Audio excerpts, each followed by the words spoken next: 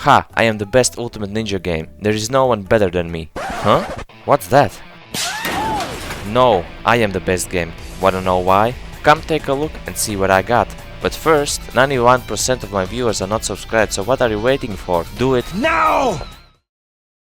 So, the battle mechanics in this game haven't changed drastically. For me, it felt as if the fights have been made faster and more fluid than the previous title. Now when a character uses a jutsu, the jutsu's name and the jutsu inputs are shown on the screen for a few seconds. Regarding ultimate jutsus, each character no longer does a sequence of ultimate jutsus. Each character has only one ultimate jutsu. Almost all characters actually have multiple jutsus, but these can be chosen before choosing the character. The more powerful the ultimate jutsu, the more chakra is needed to execute it. When you don't have enough chakra and try to use an ultimate jutsu, the chakra bar will light up a bit. This shows the player how much chakra the player needs in order to execute an ultimate jutsu. Talking about executing the jutsus, now we are able to only input button commands, no more spinning the analog stick or smashing a specific button. The ultimate jutsus are now short and streamlined, just like they kinda are in the Storm series. And the interesting UI thing that I noticed is that whenever you are fighting, you are able to see from which village the character is from. Another interesting thing that has been added is the fact that now when the enemy is hitting the ground, he will bounce like a ball. This was made so that it will be possible to extend the combos and juggle the enemy in the air.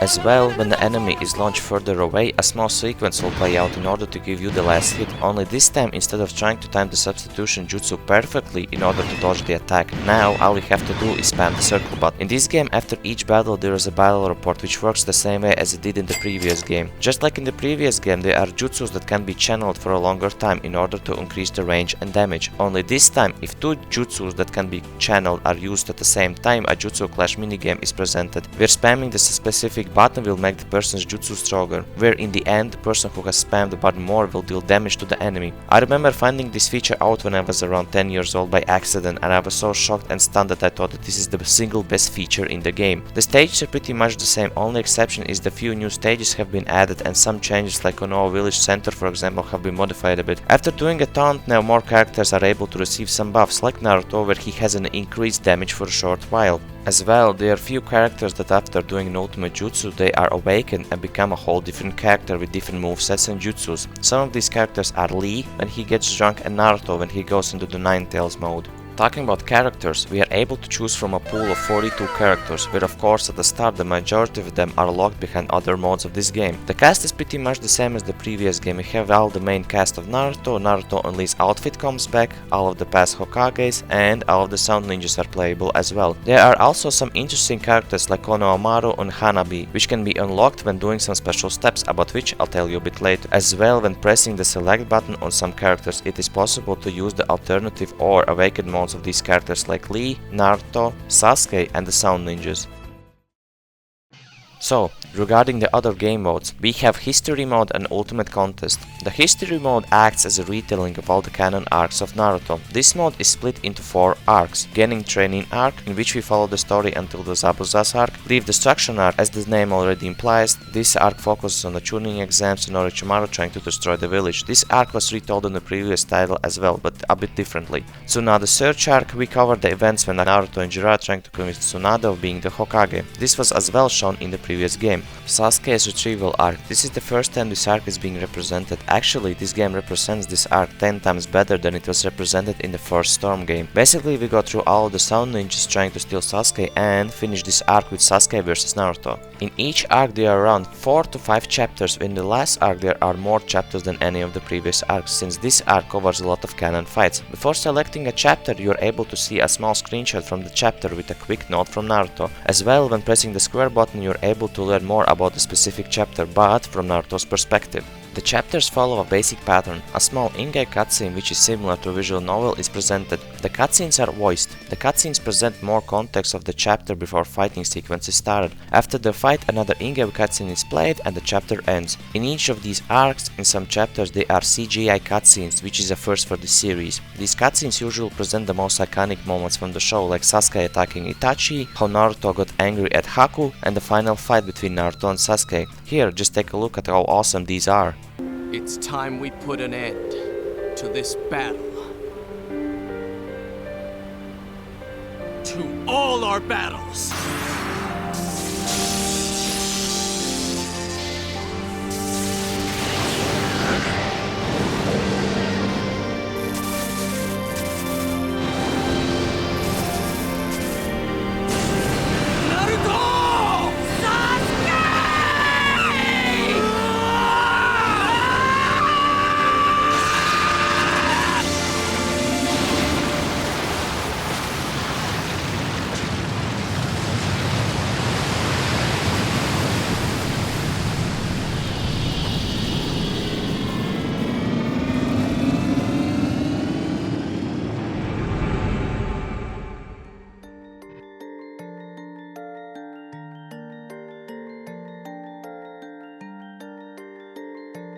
As well, in some chapters there are boss battles like Naruto vs Gaara, where you have to fight Shukaku. The fights are nothing to brag about, all you do is jump in the air and try to hit him until he is dead, while in the meantime trying to dodge his attacks. There is another boss battle, but only with Tsunade and Mandra. By playing through this mode, you are able to unlock the majority of the missing characters. This mode is pretty short. It is possible to complete it in around an hour and a half. I remember when I got this game and as soon as I got home, I started playing this mode first. I finished it so quickly that I was boasting to my parents that it took me 2 hours to beat the whole game. Of course, I didn't know that there are more modes at that time, but yeah.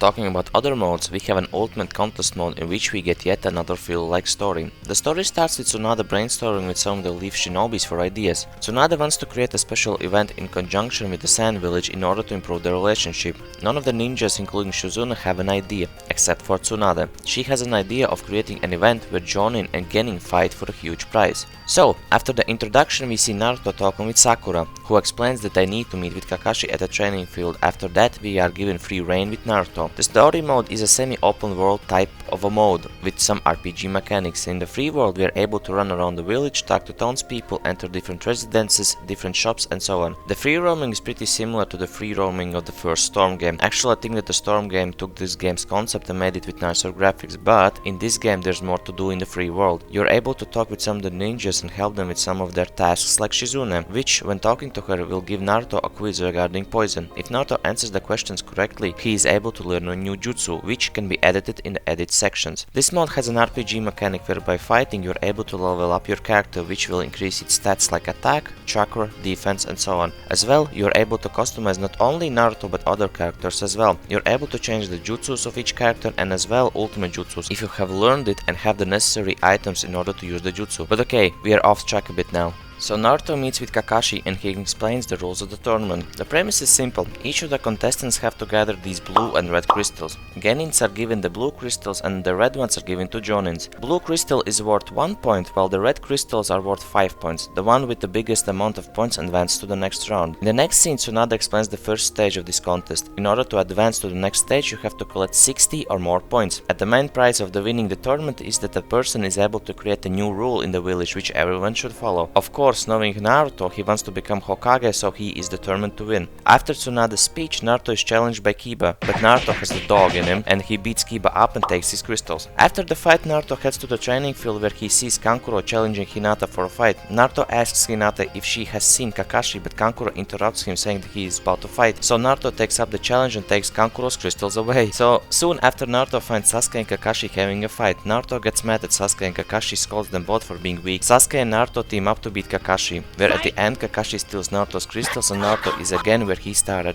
empty-handed. After that we are again given free roam with Naruto. During the main story of this mode, on the map there will be these red dots that act as an event. By completing these events it is possible to earn crystals. The events can be like helping Hinata with her injured leg, giving Choji some chips, having 1v1 fight or doing some minigames. The Konoha village is not the only place to look for opponents. We are able to travel to different parts of the village like the training field, the memorial stone, the hidden leaf forest, the hot springs and Tanzaku market. The main part of this section is to challenge whoever you can to try to get to 60 crystals. When that is done, Naruto will challenge Neji to a battle, which of course he wins. In the village, Tsunade explains the final round rules. Now, instead of getting a fixed amount of points, you have to get as many crystals as possible in a given time frame. There is no time limit, so don't worry. After that, we again are in the free roaming mode and we again do the special events or challenge the other characters by just talking to them in order to get more crystals. Once Naruto has received a specific number of crystals, he will find Sasuke in the training field and challenge him. After winning the fight, Ino and Sakura come and cheer Sasuke on, which hinders them both from continuing fighting. Sasuke says that they will do this another time and dips. So does Ino and Sakura. Naruto is baffled and receives some crystals. In the village, Tsunade announces that there are two contestants that have advanced. It's Kakashi and Naruto. They both will have a fight in the Chunin exam arena to decide who will win this tournament. In the next day, Naruto heads to the stadium to fight Kakashi. Naruto fights with all he's got, but after 2 fights with Kakashi, he faints. Kakashi acknowledges Naruto's hard work and gives up, which makes Naruto the winner. And for the prize, Naruto wants to become the Hokage. Tsunade explains that it is not possible, but being the Hokage for a week wouldn't be that bad. In the next scene we see Naruto working hard as a Hokage, dealing with paperwork and giving stamps. Naruto is exhausted and says that he wants to quit, but sadly it is not possible. He has to work the whole week as a Hokage. It seems being the Hokage isn't a good of a job, huh? In the end we see Tsunade and Shizunen relaxing in a hot springs, where Tsunade talks about allowing Naruto being the Hokage for a month, so that she can relax even more. And with that ends this mode's story. After the story, it is possible to freely roam around the village, talk to people and as well accept missions. When finishing this mode, you will unlock some new characters and jutsus as well. Sadly, this is not enough to unlock all of the characters. In order to unlock the Konohamaru squad, you have to go to the Ninja Academy and talk to Udon, who will give you 10 riddles about the anime. Answer them in a row and you will unlock all 3 of them for battle. They are fun to play with, but they attack really slowly, which makes sense since they are little children with no training. To unlock the first and second Hokage after doing the first riddles, go to Suzuki Estate where Ebisu Sensei will be waiting for you. If you answer his 10 riddles in a row, you unlock the Hokages, but be careful, some of the questions are tricky and hard. I remember when I first played this game I didn't understand English, so I tried to memorize the given answers and write down the correct ones. After that you are missing 2 more characters. In order to unlock them, you first have to go to the merchant and buy some items. These items are special items where, by giving the items to a person and then later talking to them, you will be able to have a friendship event with them. Do this 2 times and you will receive an item or a jutsu. To unlock Hanabi, you have to do just that. Give her perfume and then later the expensive perfume to experience both of the friendship events, and in the end you will unlock her. As well, you will unlock the 4th Hokage, which can be unlocked when all the other characters have been unlocked.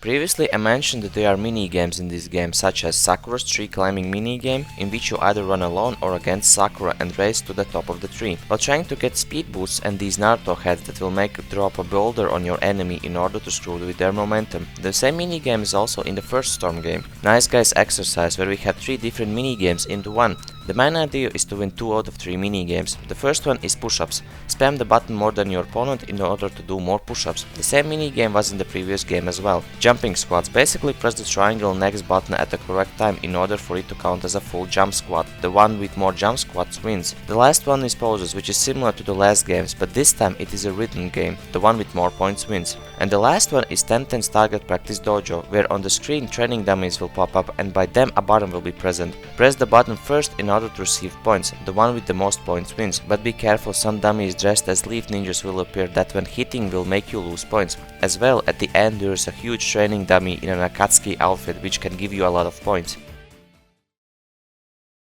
The Tanzaku market makes a return with all of the same items like figures, ninja cards, music and videos, which all can be seen in Naruto's house. As well, we again are able to input passwords in order to unlock some goodies. This is my childhood's game. I used to play this game for hours on end and I have a lot of good memories with this game. This game was the first Naruto game that I ever played and that's why I love it. Replaying this game made me remember the simpler times when all I had to do was just to play video games and have fun. This game for me personally is the best Naruto game in the Ultimate Ninja series. Yes, I know, I haven't yet played the 4th and 5th game, but this is my favorite game mostly because of the nostalgia and how amazed I was by the graphics of this game at that time. How they implemented the CGI cutscenes, the semi-open world, the fact that there is more to do when finishing the contest mode, the customization options, the interesting characters, all of that for me makes the game special and really dear to my heart. But what about you? Have you ever played this game? If so, what did you think of it? Let me know in the comments. If you like Naruto or Naruto game related content, feel free to subscribe. But yeah, that's it from me. I wish you all a nice day/evening. Bye guys.